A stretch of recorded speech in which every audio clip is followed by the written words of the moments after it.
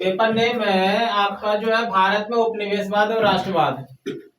जो कोड है उससे मेन पेपर की पहचान होती है 23/22/10/11/03। पेपर कोड ही है, यूनिक पेपर कोड, भारत में उपनिवेशवाद और राष्ट्रवाद। ठीक है ना। अब इसमें जो पेपर है वो यही है, इससे बाहर आना नहीं है। ठीक है, पेपर हो जाए उसके बाद है ना मेरी वीडियो देख लेना, ना इससे पहले देखो।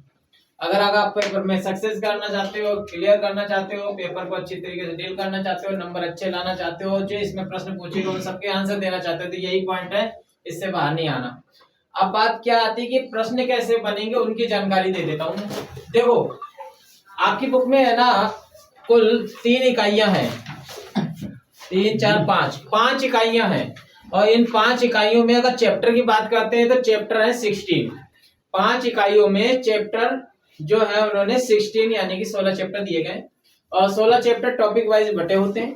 तो उन 16 में से है ना कुल मिला के मैंने यहाँ पे 9 और ये 4 जो है वो एक तरीके से संक्षिप्त टिप्पणी को लेकर मैंने ये दिया। ये 4 जो है संक्षिप्त टिप्पणी आएंगी। अब बात ये आती है कि ये टोटल कितने मार्क्स का होगा जी? 90 मार्क्स का होगा। इसमें से 5 आपको अटेम्प्ट करने ही करने हैं, कोई भी 5। और 90 मार्क्स का है, 3 घंटे का टाइम होगा, तो 18 नंबर का एक प्रश्न हो गया लगभग। अब वो कुछ चेंज हो जाए तो उसके लिए नहीं कुछ कह सकता, पर पेपर इससे बाहर नहीं आना। अब क्या क्या है देखो, उपनिवेशवाद में मार्क्सवादी व्याख्या करनी है, मार्क्सवादी दृष्टिकोण देना है। पहले ही चैप्टर में आपको उपनिवेशवाद, राष्ट्रवाद और साम्राज्यवाद 3 चीजों को लेकर कुछ व्याख्याएं हैं, वो उदारवादी दृष्टिकोण आएगी, मार्क्सवादी दृष्टिकोण आएगा। तो पहले चैप्टर में से तो है ना डेफिनेटली आपके 1 या 2 प्रश्न फंसने ही फंसने हैं, तो ये 2 मैंने उसी के आधार पर लिख दिए। फिर इसके बाद आता है धार्मिक सुधार आंदोलन। धार्मिक सुधार आंदोलन भारत में, ये भारत में धार्मिक सुधार आंदोलन की बात होगी। नहीं, पुनर्जागरण शब्द आपने देख लिया। पुनर्जागरण तो रेनेसा वर्ड है।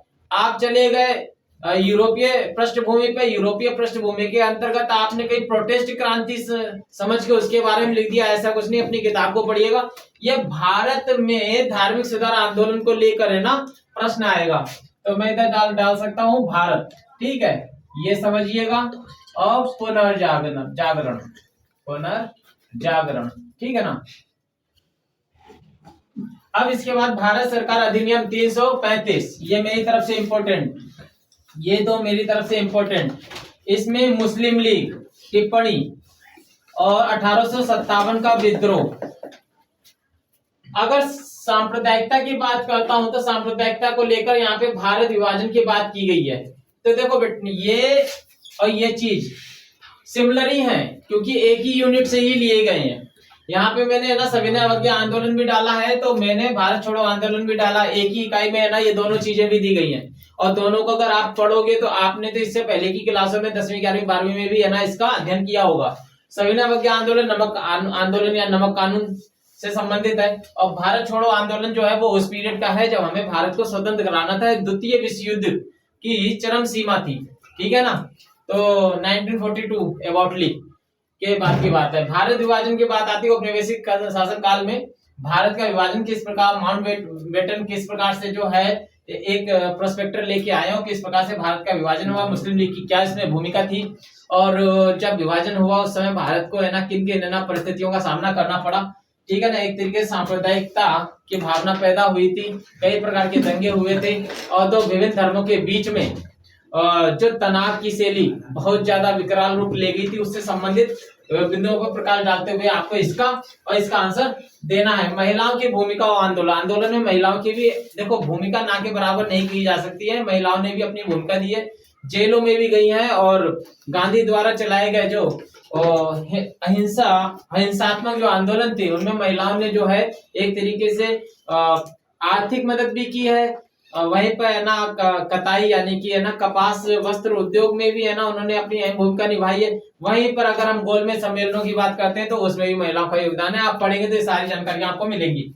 जाति विरोधी आंदोलन एक चैप्टर है। मध्यम वर्ग का उदय, अब इसमें से ये इंपॉर्टेंट है और ये वाला इंपॉर्टेंट है मेरी तरफ से, और यहाँ पे ये दोनों इंपॉर्टेंट दिया है मैंने 1935 दिया है, ये भारत सरकार अधिनियम है, और ये दोनों तो कुल मिला के इससे बाहर कहीं नहीं आना, इतने पॉइंट पर आप विशेष ध्यान दीजिए। देखो कभी कभी ऐसा होता है बहुत से बच्चों को अभी दिल्ली यूनिवर्सिटी से बुक नहीं मिली होगी, तो वो क्या करते हैं कि इन पॉइंटों को आप गूगल पर सर्च कीजिए, स्वयं अध्ययन कीजिए। मेरे पास टाइम हुआ तो मैं इनसे संबंधित भी एक वीडियो ऐसी डाल दूंगा। और मेरी वीडियो कैसी होती है, मेरी इससे पहले की दी गई वीडियो आप देख सकते हैं, पर जरूरी है उसका जो समय है 1 घंटा या फिर 1 घंटे से ज्यादा का होता है, मैं मानता हूँ। पर क्या करूं मैं ना, उस पॉइंट को जब है ना क्लियर करवाना है तो याद भी हो जाए आपको सरलता से और समझ में भी आ जाए, इसीलिए थोड़ा सा टाइम लगता है।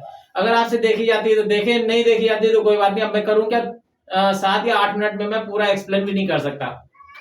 पेपर बता दिया है, आप देखें। आप चाहे तो अपनी बुक ड्यू से जो है उससे पढ़ें, अगर नहीं है बुक तो गूगल से समझिए, और बाकी ये पॉइंट मैंने दे दिए हैं, इससे बाहर नहीं आना।